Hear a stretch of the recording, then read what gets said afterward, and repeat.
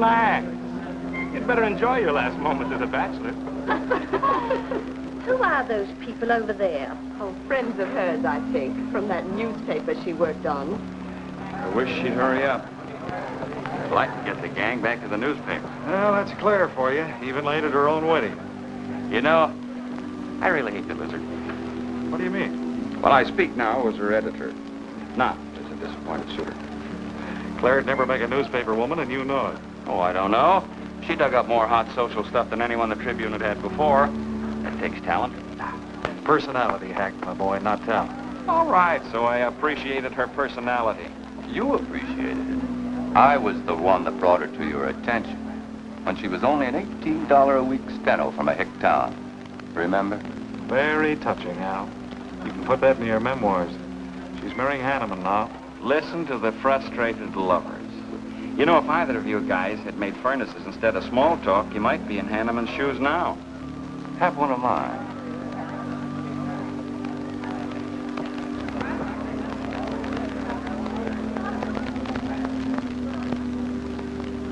We do have memories, don't we, Les?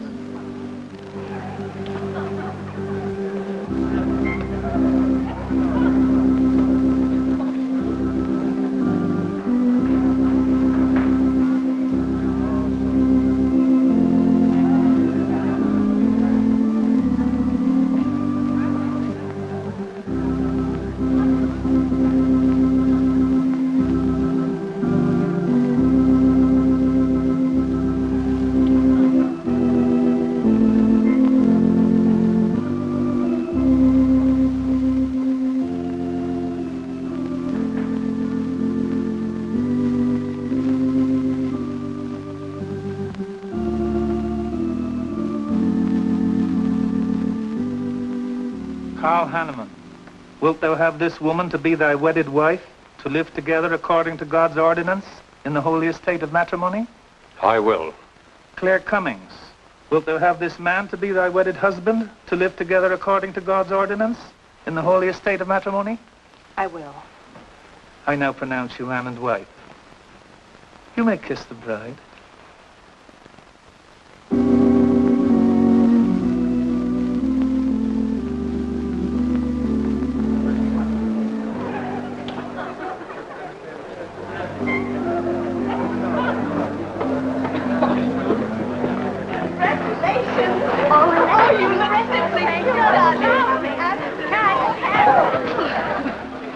Don't tell me I'm going to lose another employee. Don't worry, Mr. Doyle. I don't even have a boyfriend. We better go in now and cut the cake. We'll have to hurry, darling, if we expect to catch that plane. I'll be right in. I just want to say my goodbyes to a few of the gang. All right, but hurry. Thank you. Thank you.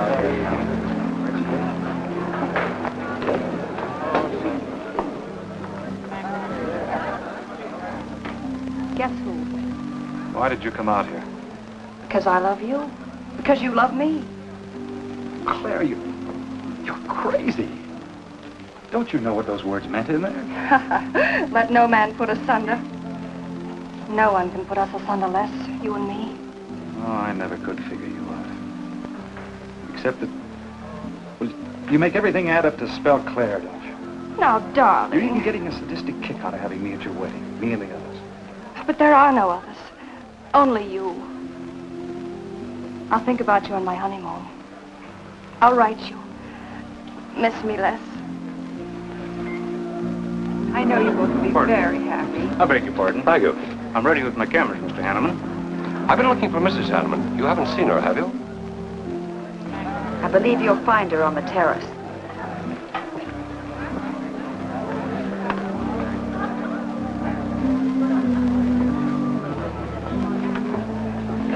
Carl, why aren't you entertaining the guests? I've been waiting for you, my dear. I was detained. On the terrace? Don't you think you were being a little affectionate for a newly married woman? Darling, you're a great big old suspicious bear. That was only Les Burns. And? It was nothing. Just a friendly goodbye kiss. Les did so much to help me with my newspaper career. Why, he's like a brother. You're the only man for me, darling. Ever. They're waiting for us. Shall we cut the cake?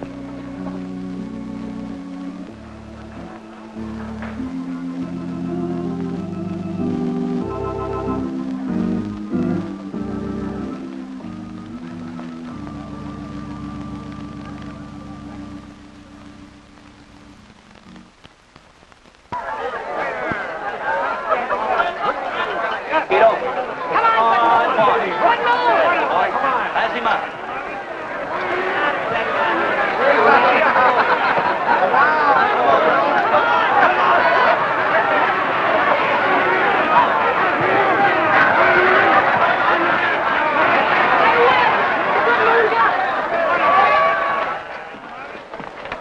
Wow. How much did you pay?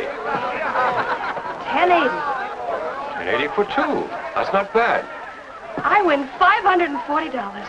Claire, you mean to say you bet $100 on that horse to win? Of course. In these places, you have to spend money to make money. You see now. I'll put $500 in the second race. High heels. Come on. Wait. That's being foolish. You're only out $100 if I do lose. It isn't the money. It's the principle of the thing. Principle? Carl, I don't understand you. With all you have. I've worked hard for what I have. Oh, I don't mean to be a tightwad.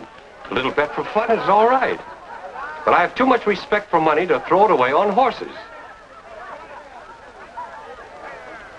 Of course you're right. It was foolish of me to bet so much. Forgive me. Of course. Now, excuse me, I want to go cash these in.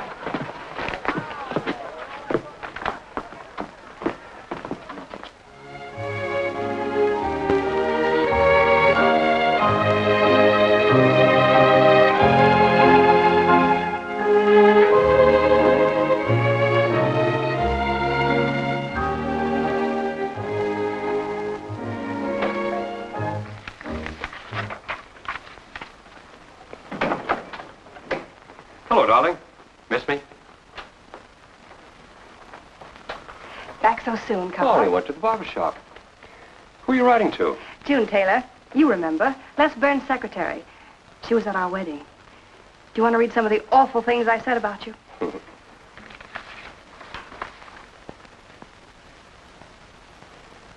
It's hard for me to believe that I'm so lucky as to have a woman like you in love with me. It's true, darling. Every word of it. I'm sorry, Claire.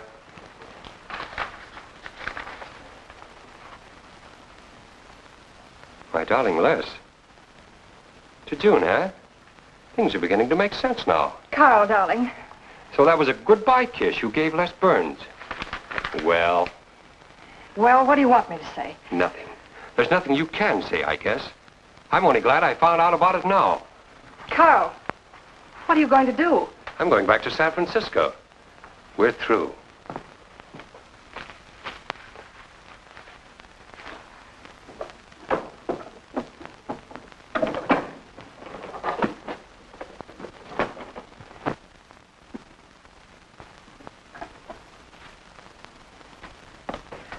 But what am I going to do, Carl? I don't care what you do. But I have no money. Thanks to your great generosity. That was enough for the week's hotel bill. You've got that money from the racetrack. Live on that. You'll not get another cent from me. Oh, no. I wouldn't be too sure of that. I'm your wife, Carl. There are community property laws in this state. It won't be that easy. It'll be very easy when I show this letter to the judge. And I'm starting divorce proceedings in the morning. Oh, Carl, darling, let's talk this thing over. It's so silly. Get out of my way before I forget myself.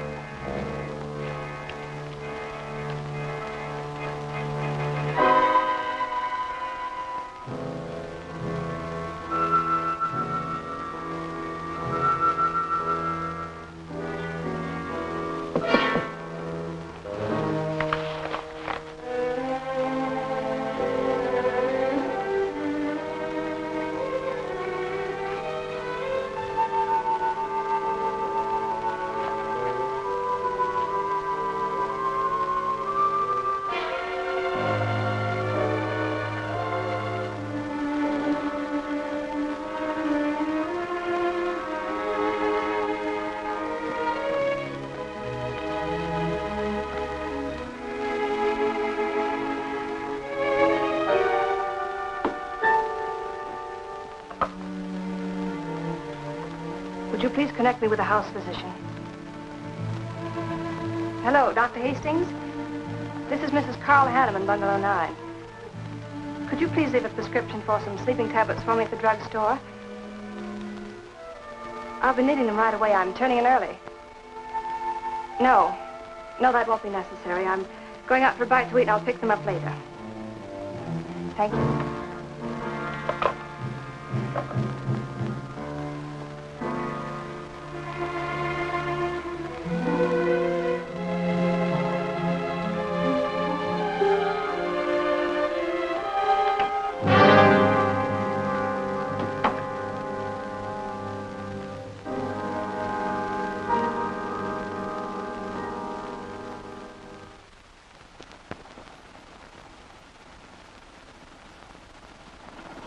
I want a new set of plugs in 42.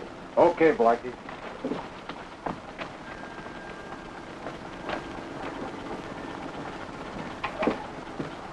Are you Mr. Tellen? Yeah. I must reach San Francisco by tonight. I want to be back by morning. Can you make it? I can make it up and back if If what? this weather holds out and my fee is big enough. How much will it cost? $400.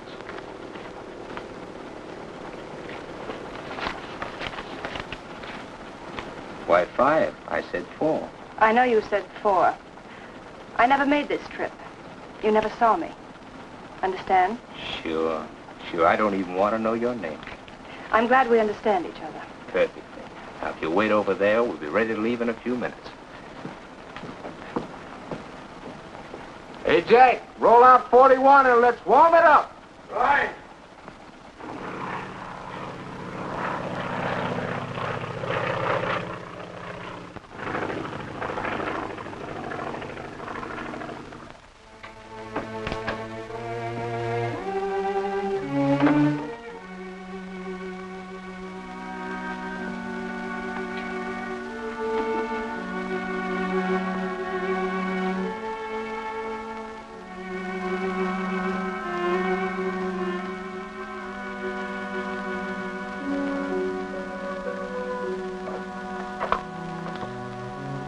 Room service, please.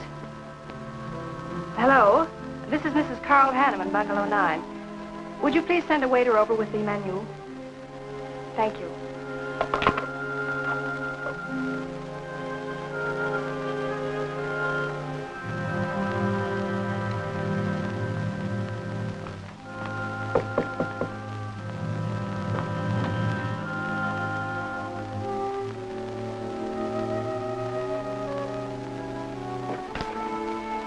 Good morning, Mrs. Hanneman. Good morning, Victor. Let me see. I think I'll take some orange juice and toast, coffee. That'll be all.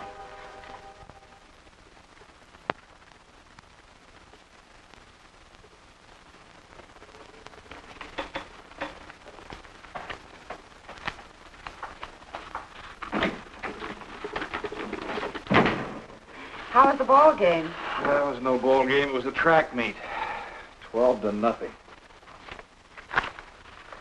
This all the mail today? Yes. By the way, I meant to ask you sooner, but I'm going to have a little dinner party tonight for a couple I know. You're invited if you're not doing anything. Well, sure. What's the occasion? They're going to be married soon. They're awfully nice kids.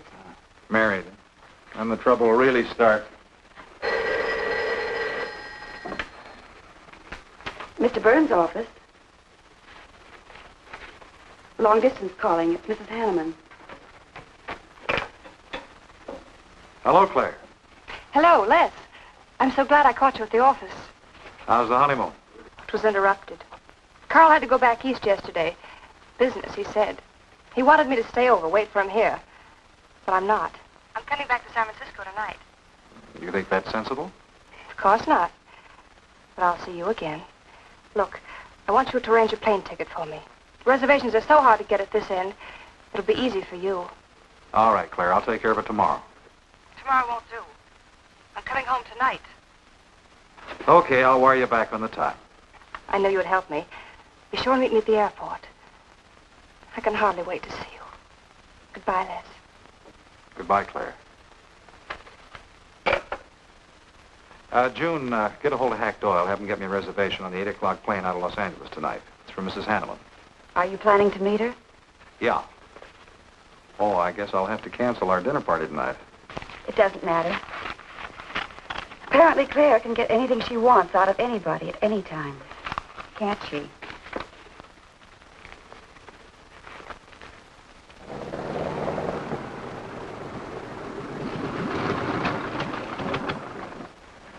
I never thought I'd be back with you so soon, darling. It's wonderful. It's crazy. Then why did you meet me? I don't know. I do. Because you still love me, don't you, Les? I'll get over it. I hope Carl stays in New York for a long, long time. That seems a bit odd. He didn't arrange his business affairs so they wouldn't interfere with his honeymoon. Yes, I thought so, too. You certain you and Hanneman didn't have some trouble? What kind of trouble could we possibly have had? Quarrel of some kind? Perhaps over us? Now, wouldn't that be ridiculous? Giving him some reason to doubt me just so soon after we're married? What do you think you're doing now? You don't feel sorry for Carl, do you? No. No, I don't. But I should. Look, let's forget all about him. For a few days, anyway. Take me home, I'll change, and you can take me out to supper. Claire, I'd rather not go to the house. But I must freshen up, darling. I really must. You want me to be beautiful, don't you? Just for you? You are beautiful. See? There's nobody home.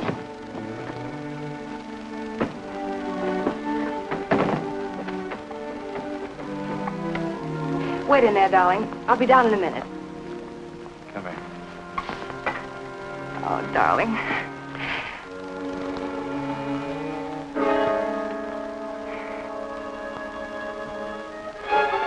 Les, what is it? Stay here.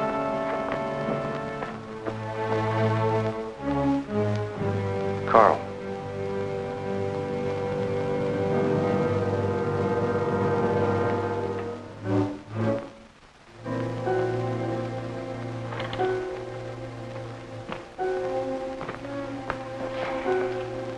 Suicide. But why? Oh, poor Carl. Claire, I thought you said he'd gone to New York. That's what he told me. I don't understand it. Why should he do such a terrible thing? You probably know as much about that as anyone. It's going to be one of the first things the police ask you. You can't stay here, darling. I'll take you over to Hack Doyle's. Where's your telephone?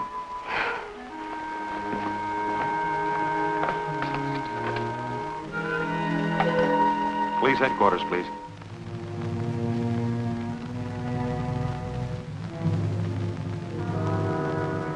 I thought of you and Hack right away, Mamie, and brought her over here. I hope you can put her up for tonight. Oh, of course.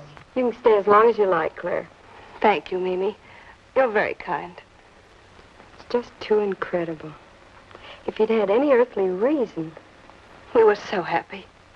So very happy. And now there's... Oh, Hack, Claire's going to stay with us for a few days. Good. Plenty of room. The police are over there now. Murdoch said he'd stop by here later. Sure it was suicide? Fairly sure. The man in Hanneman's position, a beautiful wife and all that money? I don't get it. I don't either.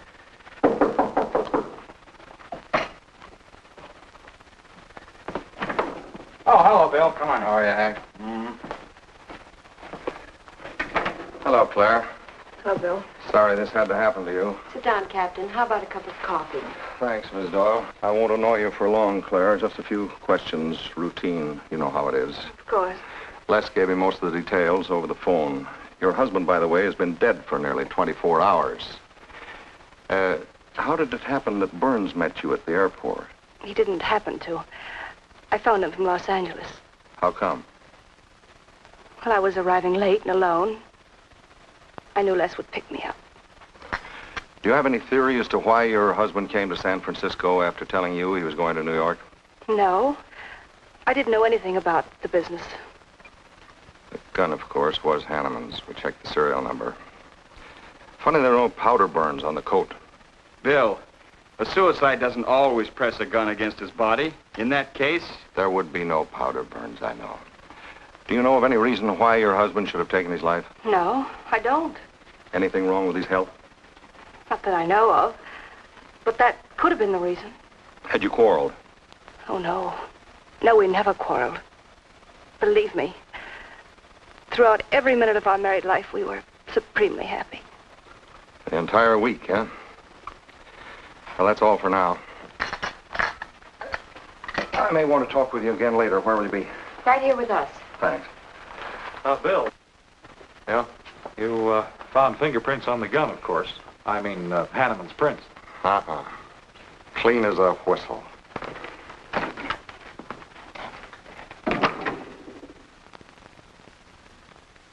Mr. Burns, that's the position you and Mrs. Hanneman found her husband? That's right.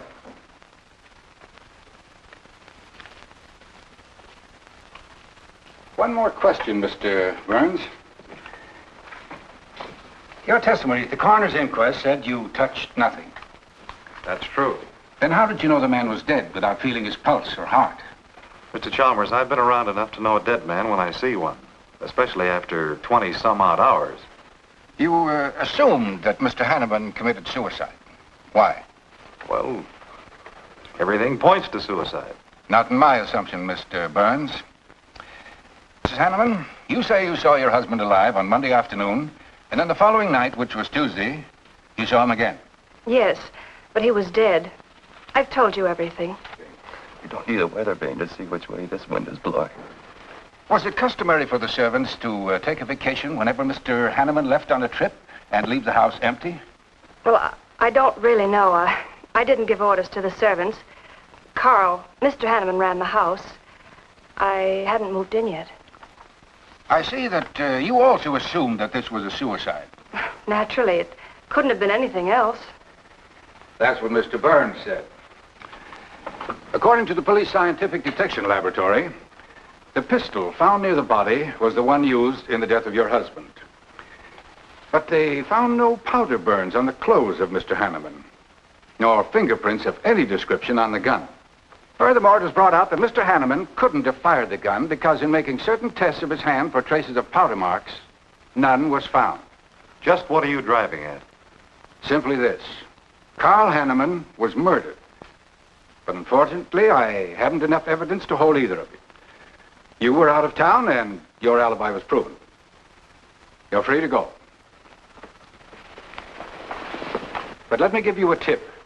I'm not buying any suicide theory, so the case will remain open. See you later, Ed. So long, Hack.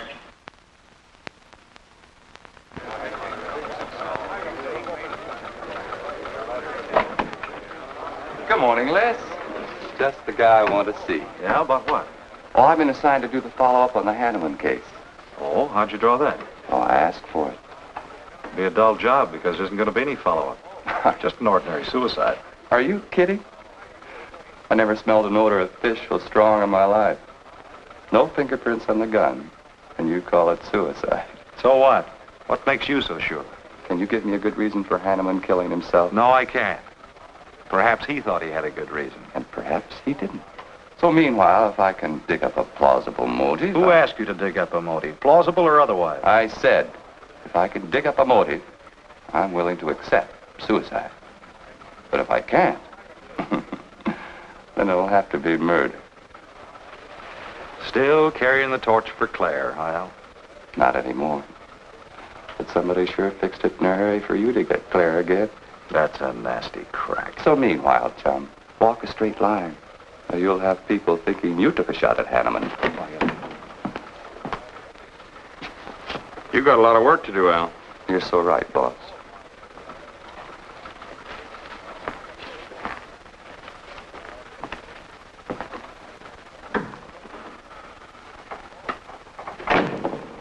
Sorry, Hack.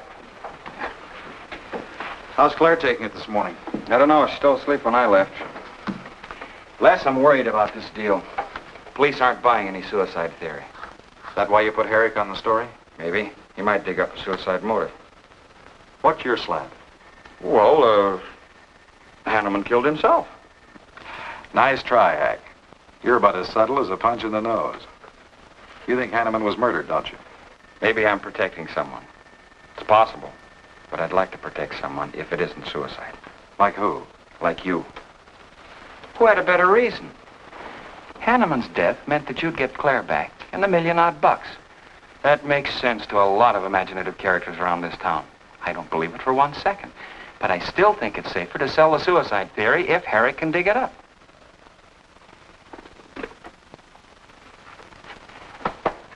Thanks, Hack. But I didn't do it. Yeah? Send him in. Well, they're on the job. Hello, Batson. What's on your mind? The DA would like to see you gents in the morning. Says it's important. About 10 o'clock. What do you want us for? Don't you know? Mrs. Hanneman's already got her invitation. See you tomorrow.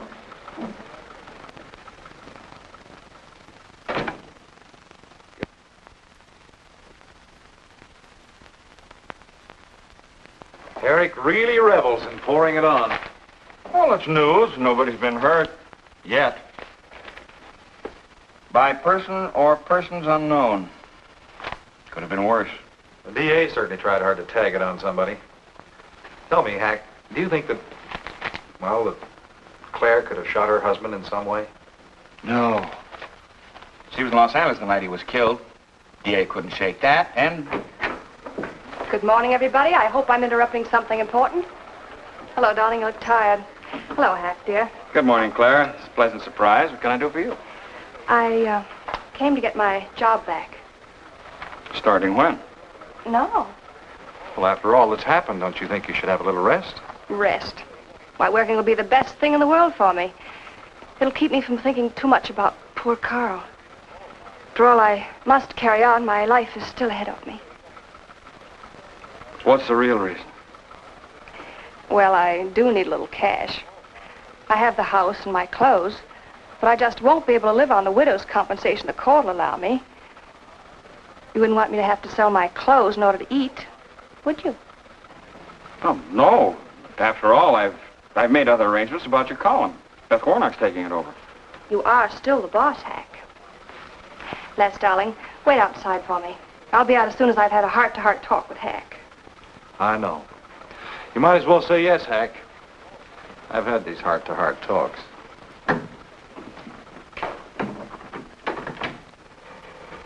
You will let me stay, won't you, Hack?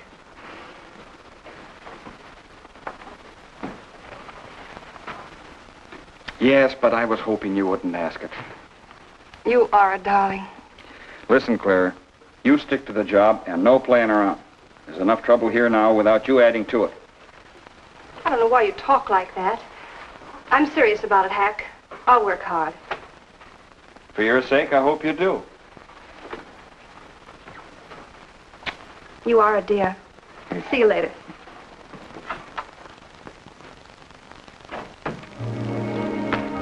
Well, see you later, Al. All right. Hopefully you're friends. Yeah, old friends.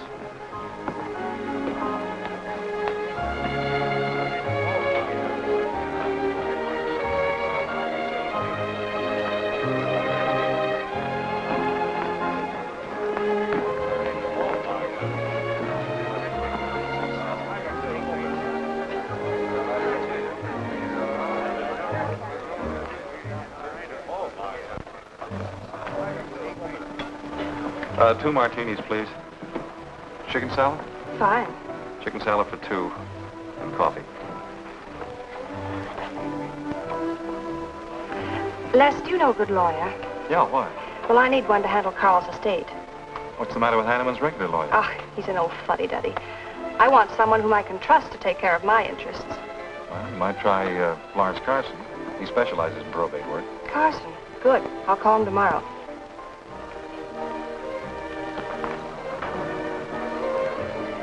Do I know that man over there? You should. It's Stanley Mason. Our paper's backing him for Congress. Of course. Why, the pictures on his campaign posters don't do him justice. You know, I never could figure that guy. Every time I see him, he's with a different girl. So? Oh, we'll have 4 Manhattans. Make them half French and half Italian vermouth. We'll order later. I'll look after them personally, Mr. Mason. Thank you.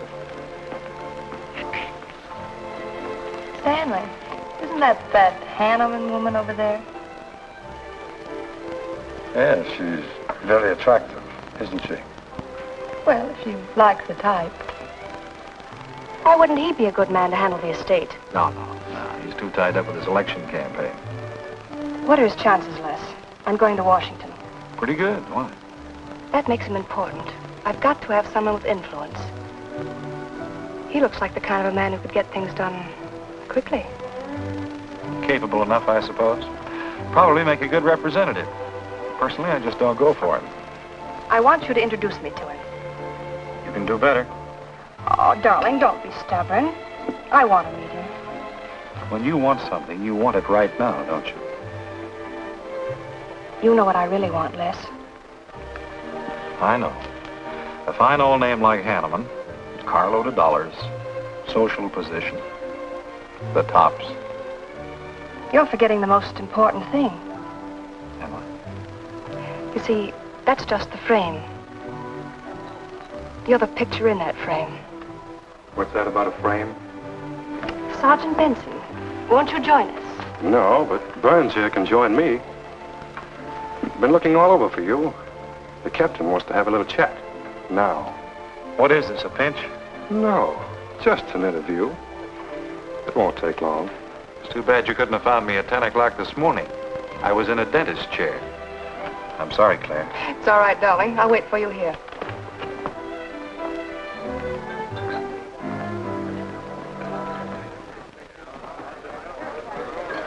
Bye, Les.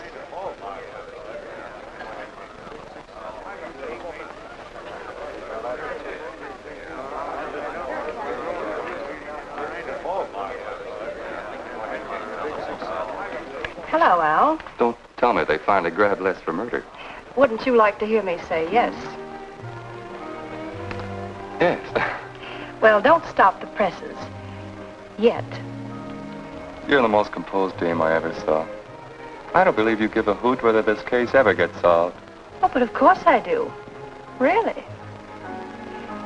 Say, Al, how well do you know Stanley Mason? Quite well. I've planted some of his propaganda. You can do me a favor. A big favor. I want to meet him. Might be a good idea. I remember I once introduced you to a fellow by the name of Les Burns. Promptly lost you. Excuse me.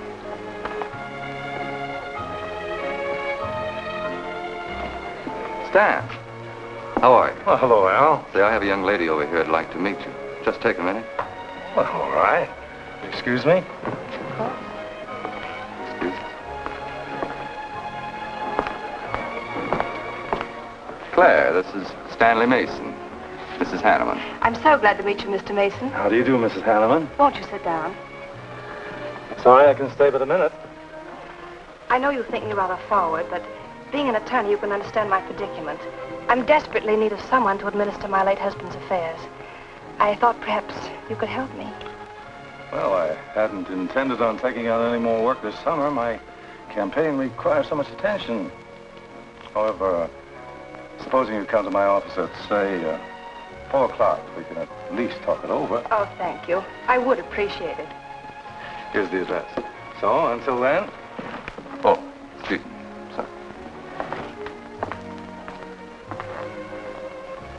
Thank you, Al. Don't mention it.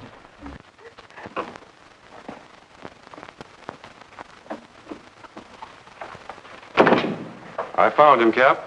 Right where I expected. With a grief-stricken widow. Only if she's grief-stricken... Skip it. Les, my boy, have a seat. Last time it was hello, Burns. Today it's Les, my boy. What do you want? You know, I just wanted to chin a bit with you. Oh? I didn't know I was that interesting. You live out in the Hanneman neighborhood, don't you? No, and you know it. But you go out to that neighborhood quite often, don't you? Yeah, so what? To visit friends. Oh, sure, that's right. There's Hack Doyle and his wife, June Taylor. Say, there's a clever little girl, huh? Your secretary, huh? Since when have you become so interested in my secretary? I thought you were a happily married man. Weren't you out in that neighborhood the night Hanneman was shot? Monday night? No, I wasn't. I played gin rummy with the boys in the press room.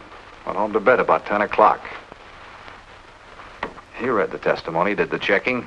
Come on, Murdoch, what's on your so-called mind? funny. We can't find any record of where you were between 10 o'clock and 8 the next morning when you had breakfast at Drake's coffee shop. Nobody saw you around your apartment house. Nothing so strange about that. People in my neighborhood mind their own business. I spent the night sleeping. You got an edgy temper today, Les. Aren't worried about anything, are you? I'm annoyed. Until you and the DA get this thing settled, nobody will get any rest. We may have the answer quicker than you think. The police expect to apprehend the criminal within 24 hours.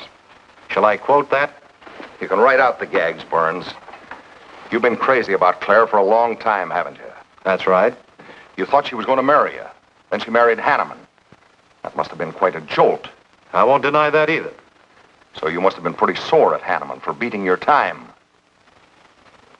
All right, I suppose I was. You know, Burns, you've given out with all the motives a man needs for killing another. You don't need motives, Murdoch. You need evidence. Evidence? You just told me that you weren't near the Hanneman home last Monday night. I wasn't. And how do you account for your cigarette case being found on the Hanneman garden, still wet from Monday night's rain? I don't have to account for anything. To throw cold water on your mastermind, I tossed that away right after the wedding. Anything else you want to know? No, that's enough. Next time, be more careful when you talk to the captain. Listen, Mr. Benson, if I've hurt the captain's feelings or yours, arrest me. And I can sue, and you'll be back writing tickets for jaywalkers.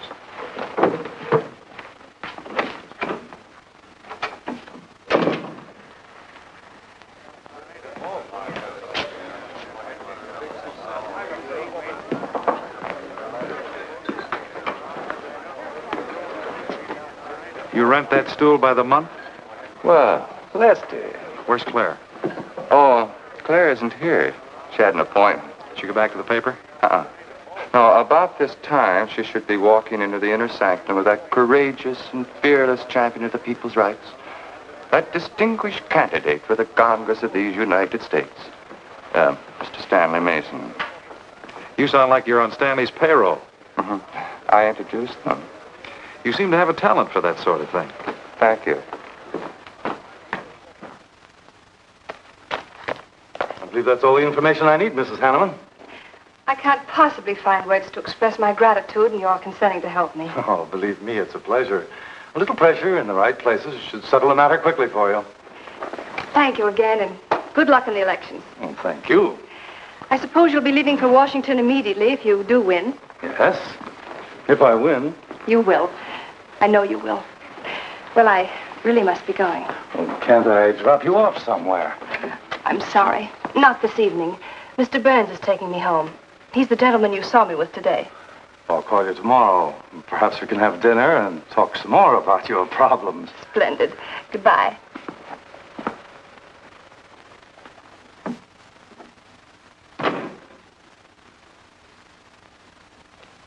Look, Claire, don't you think you ought to stay over at Hackdale's a little longer? Might be unpleasant. Oh, don't be ridiculous. Come on. Oh, Roberts. Good evening. Good evening, Mrs. Hanneman. We weren't expecting you home. We've made no arrangements for dinner. I've had dinner. Please take my bags to my room, and you and Christine take the evening off. I shan't be needing you. Thank you. Oh, Mrs. Hanneman, I just wish to say on behalf of Christine and myself that we're pleased that you're home, and we'll do everything we can to make you happy. Why, thank you, Roberts.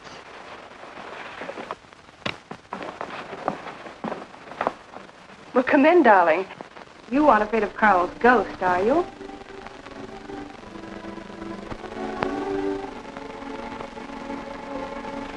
You'll never be happy here, Claire. Nonsense. I've done a little refurnishing. Well, that ought to help a little. Les, what did Murdoch want with you? You had an idea I might have paid a visit here Monday night.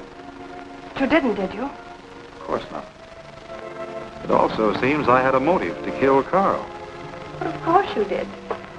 If you were that kind of a person. Murdoch's only fishing. Well, he knows I've been in love with you for a long time. I told him. You told him? Why not? It's true. You want them to keep working on you, so they'll stay away from me. That's it, isn't it? Yeah, that's it. I said I'd stand by. And you have. And I love you the more for it. You know I do love you, don't you, darling? I think you do, Claire. In a peculiar, mixed-up sort of way. I never should have married Carl. I didn't really love him, but he offered so much. Things I never had. But that's all over now. No, it's not all. And it won't be until they find his murder. They will. And there'll be nothing to keep us apart again. Ever. Claire, if I could only sell myself on that. You've got to, Les. You've got to.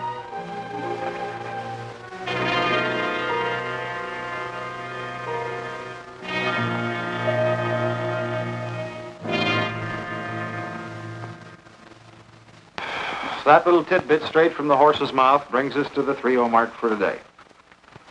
See you around about this time tomorrow. Les Burns. You're pretty sharp today. That's the best column you've done in 2 weeks. Thanks. You say so, it must be all right. Hi, pal. Hello, Harry. Hear about your girlfriend? They dragged her in this AM. Murdoch and the DA gave her quite a going over. Lawyer's charging to the rescue, Les. Stanley Mason already beat you to it.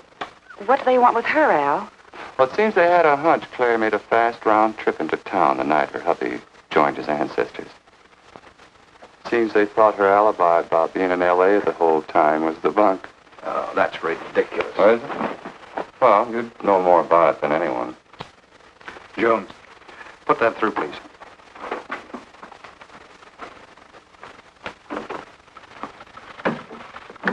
Okay, Al. You're so much smarter than Murdoch. Spill it. Oh, I'm not saying I'm smarter. But I do know Claire better than he does. And I know you. Meaning what? Claire never lost any interest in you. Before, during, or after her marriage. And that doesn't prove it happened. With all that wampum at stake, this whole thing could have been planned weeks ago by both of you. I'm fed up with your dirty cracks. Now get out! Wait a minute. Look, Junior, one of these days I'm going to be too late and you're not going to have any teeth. Mm-hmm. You're so right, boss.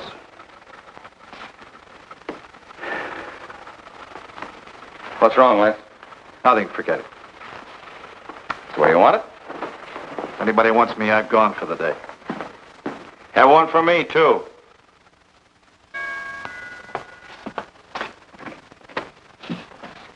Where's Miss Hanneman? I gotta see her. She in? Why, yes, but she's going out. This is important. What's the trouble, Les? Oh, I've been trying to find you all afternoon. You didn't get back to the paper. Where were you? I was with Mr. Mason. We were talking over the estate. Oh. Looks like you got some more talking to do. It's really only business, Les. Come in, but I can only see you for a moment.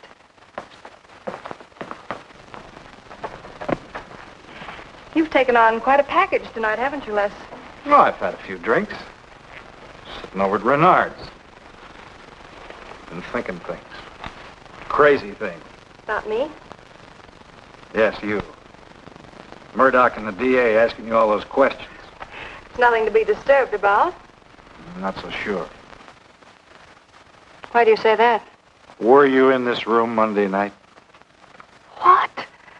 Why, you know I wasn't. I don't know anything. But I wouldn't lie to you. Have I ever, Les?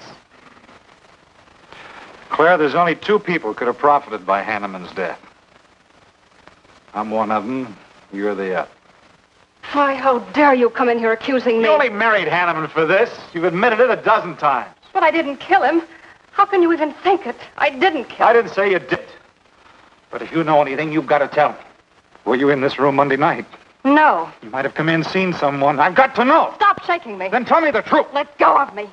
I thought you were going to stand by me. Why, you're drunk. I'm only trying to help you and me. Ha. Help me. You're accusing me of murder. How do I know you didn't kill him? You were in town. Claire. I've as much right to accuse as you have. But I'm not accusing you. Get out of this house. I once said I couldn't figure you out. I can now. You're not a normal woman. You're not warm. You're cold, like ice. Yeah, like ice. Blonde ice. Get out of here.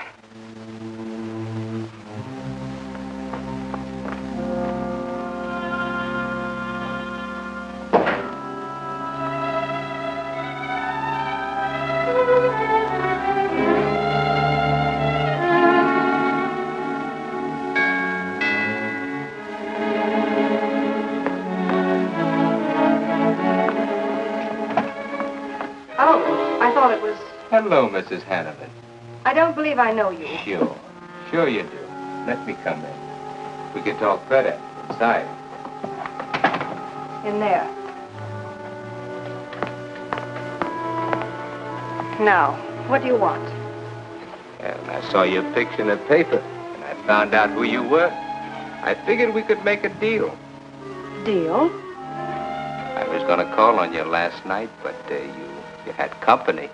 And I had to see you alone.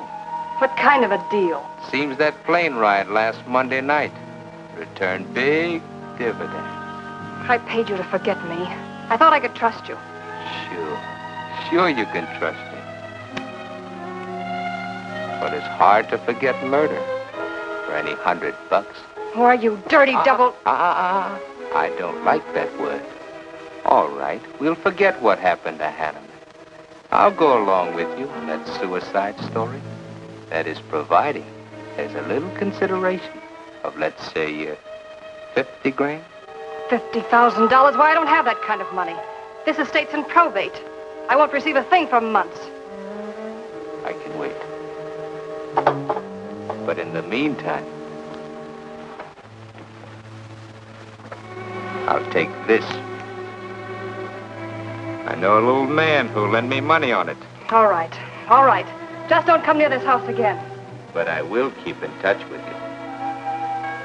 Quick, out the terrace door. And don't forget, Mrs. Hanneman, I'm not kidding about that 50G.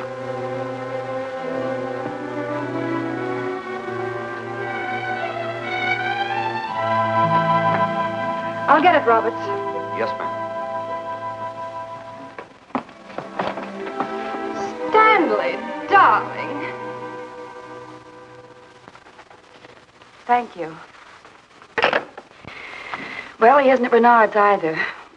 Oh, I hope nothing's happened to him. He'll turn up when he runs down or runs out to go for drinks. Say, you write his column all by yourself? Somebody had to do it. I hope it's fit to print. It's good. Nice of you to cover for him, too. Do you really think he's all right? Sure. I'll find him later. Don't worry about Les. He's probably getting more poison out of his system than he is into it. I hope.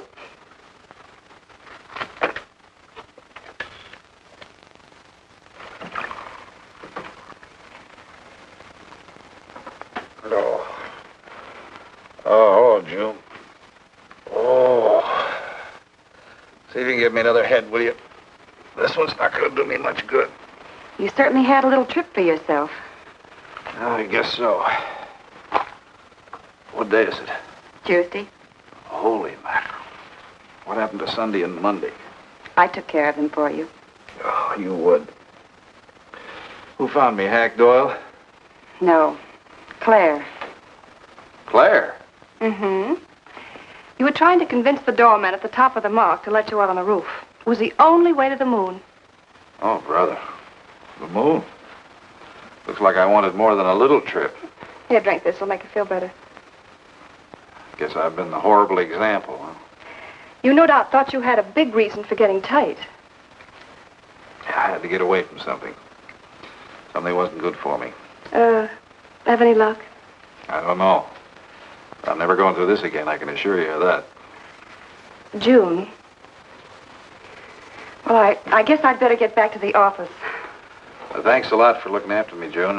I'll be down after a while, if I can make it. Don't hurry.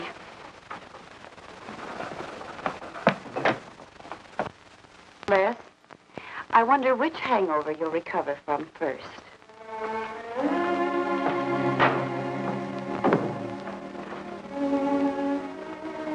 I thought we were all washed up, Claire. Les, for everything I said the other night, I'm terribly sorry. I guess I was a little mixed up myself. Forgive me, darling.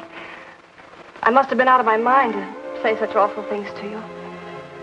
I realized the truth later. You were afraid for me because you loved me. That was it, wasn't it? Yeah, maybe it was. I just couldn't believe that. Look, let's forget all about it. We know there's nothing to worry about. There never was. We know that, don't we, Les? Sure, Claire. Sure. Oh. Here's to our new congressman. May your career be long and successful. Thank you, darling. Jeff, but aren't you both a bit early? I only wish I could be as sure of my future in psychiatry as you can be of your future in Washington. Doctor, you were analyzing me at dinner, the workings of my mind. Do go on. It's very interesting. I've never been psychoanalyzed before, and your deductions amaze me. Claire, I warn you, if Jeff continues, he'll have you convinced you're batty. Simply because your father ran away with another woman and your mother was relegated to hard work. Stanley doesn't quite believe in the powers of psychoanalysis, Mrs. Hanneman. But if either of you could spend a day in my office listening to some of my patients, you'd see the logic of my deductions. Or any psychiatrist's, for that matter. Oh, don't mind Stanley's cynicisms, Doctor. Yes, Robert? Telephone for Mr. Mason. Excuse me. Certainly. I was telling you at dinner that I believed that money, clothes, adulation, etc. was a necessity with you. That some people are impelled towards an objective without even consciously knowing why. Is there something criminal in my being ambitious? Why, no. Criminal? Of course not. Unless your ambitions take a perverse form. Then you'll stop at nothing, right or wrong, to get what you want. They say the female of the species is deadlier than the male. Go on, Doctor. Sorry to interrupt, darling. It was my campaign manager. He arranged a last-minute radio interview for tonight.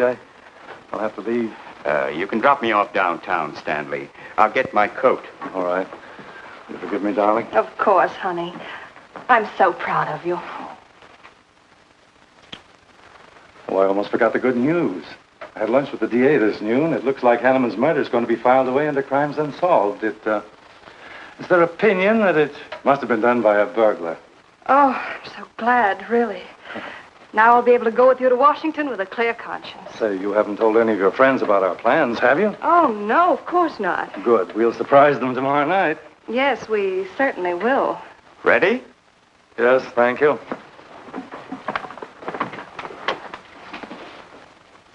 Good night, Claire. Good night. Mrs. Hanneman, please don't take my mental probing too seriously. You're a very charming hostess. So don't worry. I never worry. Good night. Good night.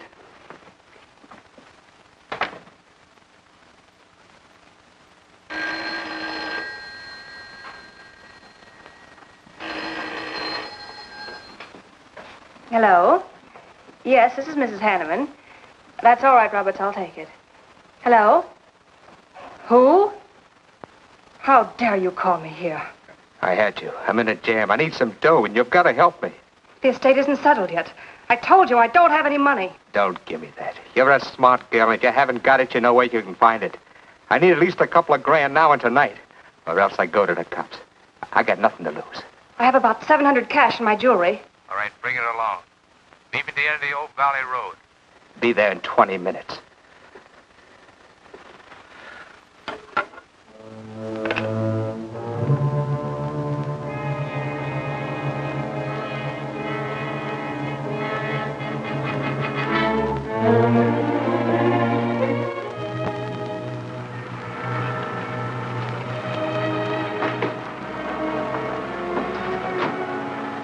Did anybody follow you? No, Then stop being nervous. I'm not nervous. You are. All right, give me this stuff and let's see if I can use it. These look all right. I got into the bookies for a couple of grand. They're bad little men. And I've been stalling. Tonight they told me, pay off or else.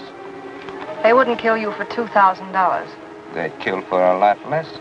That's why I had to put the bite on you. Thanks, Mrs. Hanneman. I wouldn't double-cross anybody. Not unless I had to. I wouldn't double-cross anybody either, Blackie. Unless I had to.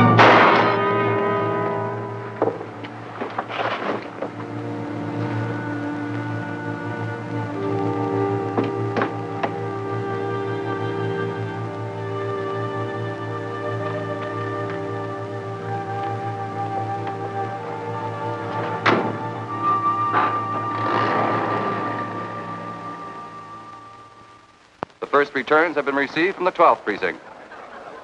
Mason, 311, Jeffers, 282, and Allen, 91. That just about cinches it. If I can do that well in the 10th, I can carry them all. My gratitude, Doyle. Without your paper in back of me, I wouldn't have had a chance. Think nothing of it, Mr. Mason. We're glad we backed the right man.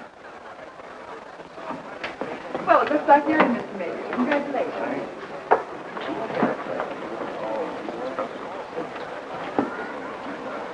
Seen Les and Claire yet tonight? No, I guess she's waiting to make her grand entrance. It's about 100 times you've asked for them, huh? What gives? Nothing?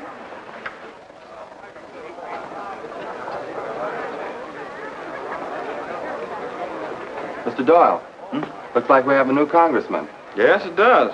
I'm sure he's going to be a good one. I hope so. We backed him. Hello, Claire. Hi, Les. Hi, Hank. Well, good evening, Claire. You look stunning, as usual. Thank you, Stanley. Oh, hello, Les. Thanks for being Claire for me. Big night, huh? In third place is Jeffers with 162, Allen with 142, and Mason 300 even. That's how big it is. Come on, Claire. I want you to meet some folks. You'll find drinks in there. Look, Les, there's something on my mind. I want to tell you about it. You better have a drink first. Sure.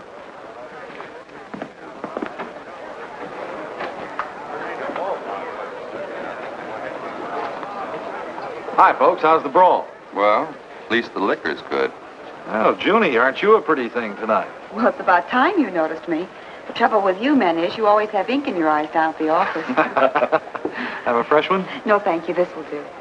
Les. I'll talk to you for a minute. Excuse us. What gives? Did you come with Claire tonight? No, I came with my Aunt Martha from Penobscot. No, I'm serious. You saw her come in with me. You better get her out of your system, but right now. What are you talking about? Things are fine with us now. She couldn't be sweeter. You should have seen her earlier, helping me get things ready for that little party up at my place tonight.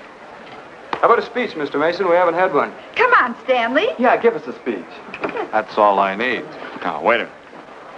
Speech? All right. If you want a speech, you shall have it. Ladies and gentlemen, I want to introduce to you a very lovely young woman, better known to you as Claire Cummings.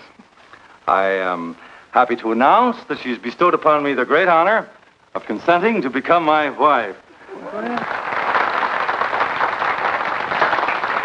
This is a dirty, low-down trick, but I'm glad it's happened. Someday I'll tell you why.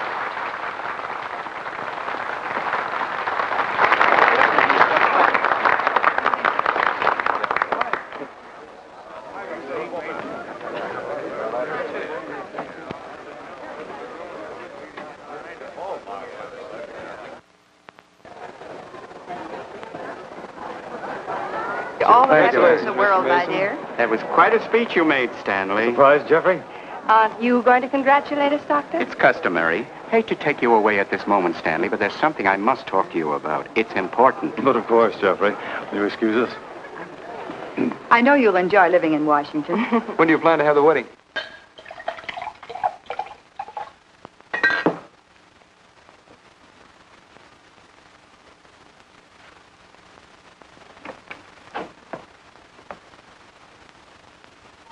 Don't look at me like that, darling.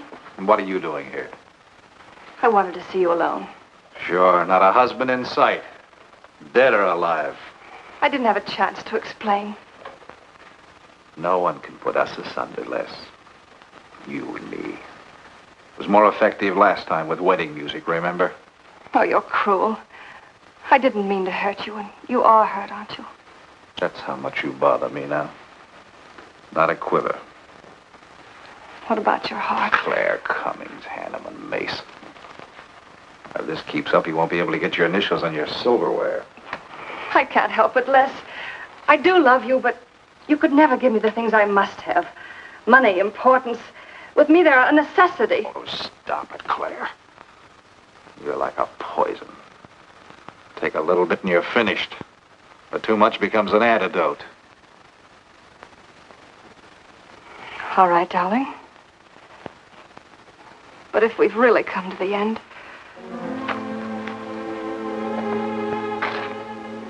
Stanley. Do you mind, Burns? I'd like to say something to my fiancée alone. Not at all, Mr. Mason. Not at all. Go right ahead.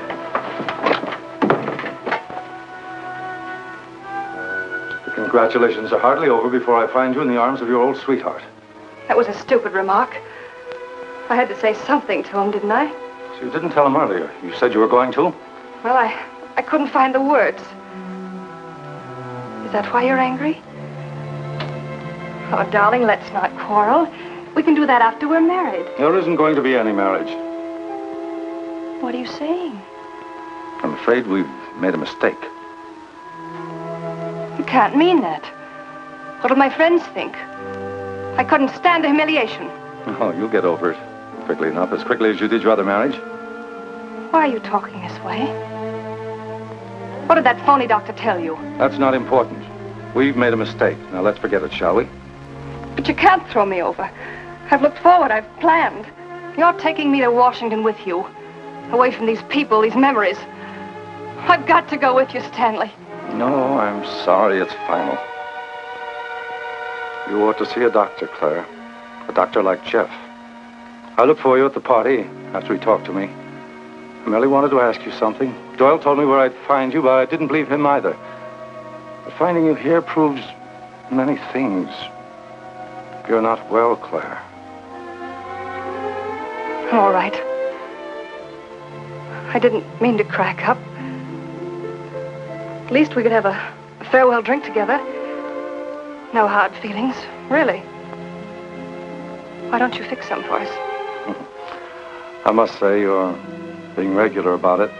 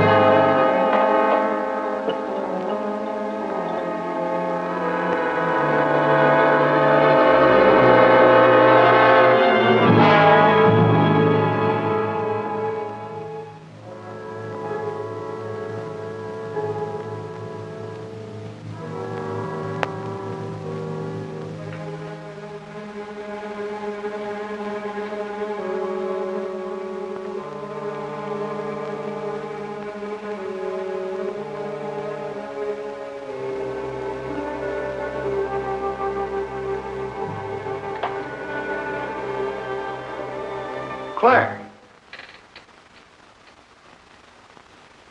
What have you done? I did nothing. You killed him, Les. I killed him? Don't you remember? You came in just a few minutes ago. You saw us talking. You looked funny. Crazy. You said you were going to kill Stanley because he stole me from you. So you picked up the knife and you stabbed him. You're out of your mind. No, I'm not. You're insane. No. No, I saw you do it. You dropped the knife and you ran out the door. I tried to stop you. Came in just a few minutes later. Right now. You murdering little idiot. Let's don't. Mason, you won. Alan just conceded the election. You're going to. You're going to go. You made it on its minute right there.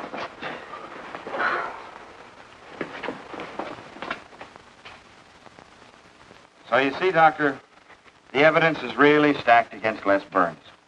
I and the others feel that he's absolutely innocent. Now, I asked you down here to see if there wasn't something you could do to help us prove Les is innocent and Claire's guilt. Because just as sure as my name is Hack Doyle, she's framed him. I agree with you 100%. I am positive that Mrs. Hanneman killed Stanley. But because of her testimony and finding the knife in Les's hand when you arrived at the scene, the police could come to only one conclusion. Surely there's something you can do to help him. He's innocent. I know he is. Look, you were once connected with a big city police department. Then you must have run across cases of this sort. I know now that Claire Cummings is a nut if I ever saw one. Yes, you're right, Mr. Herrick. I'll at least have a try at it. I'm just as interested in finding Stanley's murderer as you are in proving Mr. Burns' innocence. Now, I have a plan that might break her down.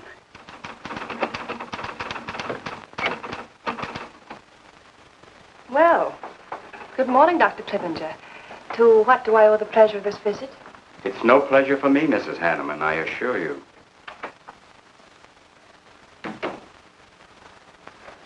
I just came to ask one question. Why did you kill Stanley Mason? What? How ridiculous you are, Doctor. Am I?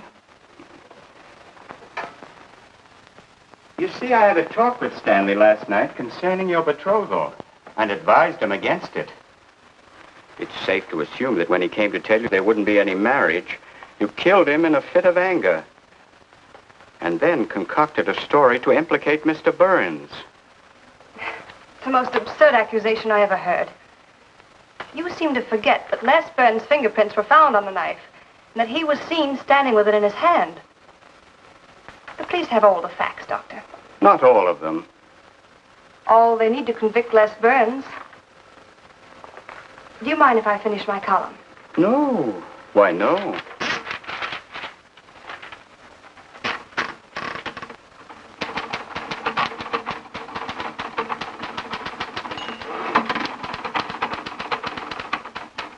I suppose you'll tell the police I killed Stanley and give them that fantastic story to back up your accusations. It won't sound so fantastic to them, Mrs. Hanneman. I discovered one or two other flaws in your story. They'll laugh at you. It's insane, absurd. Oh, you're wrong. You see, I've spent my life delving into distorted minds like yours. I worked for the police for many years as a consulting psychiatrist. You sound more like a hypnotist. And I'm quite fed up with your insane theories. Now, Doctor, looking for something, Hack? Police are on their way. Police? What for?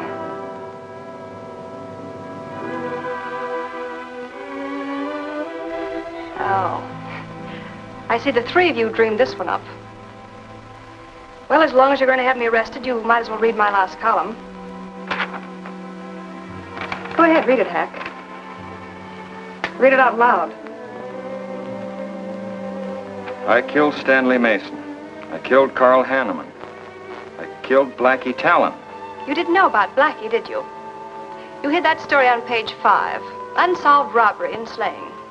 I killed Stanley Mason because he no longer wanted to marry me. Stanley Mason was the top of the ladder for me. The top rung. I had money. And now I was going to have position. He was taking me to Washington with him. I could leave then without making the police suspicious. Clever of me, wasn't it? Why did you frame Les Burns? Why? Because he caught me with blood on my hands. Because at last even he had discarded me. I never loved any of them. You, Al, Hanneman, Mason. But Les, I wanted to hang on to him. He was of no use to me, but I couldn't let him go. Maybe I did love him. Hello. Miss Cummings? No, she's off. I'm glad you confessed, because you never could have gotten away with it much longer.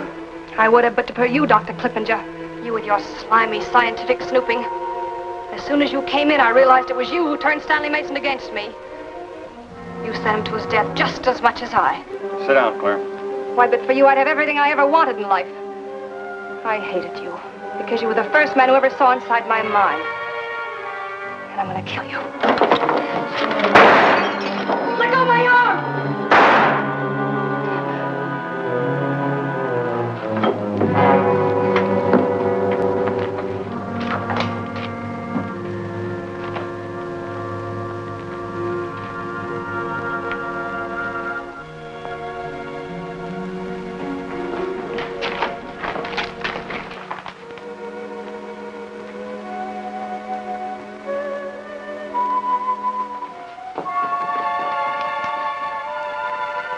You were a little late, Murdoch. Well, it was probably better this way. I can scarcely believe it. A woman as beautiful as that. You didn't know her very well.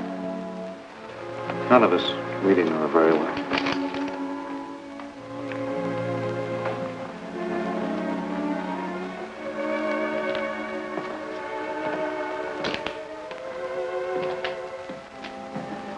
She wasn't even a good newspaper woman.